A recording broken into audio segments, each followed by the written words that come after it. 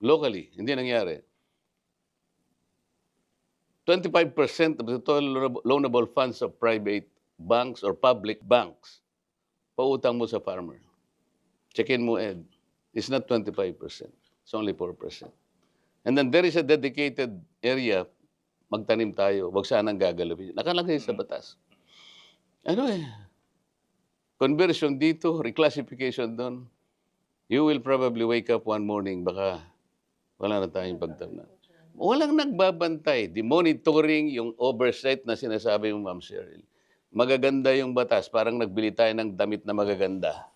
Sasabit mo lang sa cabinet. What is the oversight function of Congress?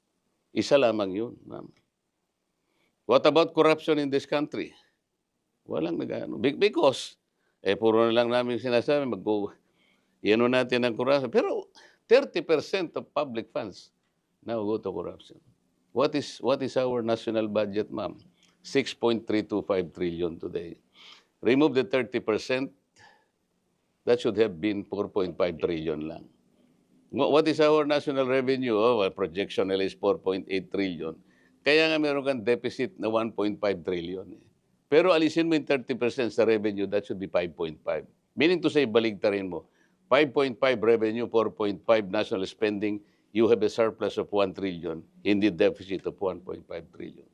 How much is that? 125 billion pesos per month, 4.2 billion per day, 174 million per hour.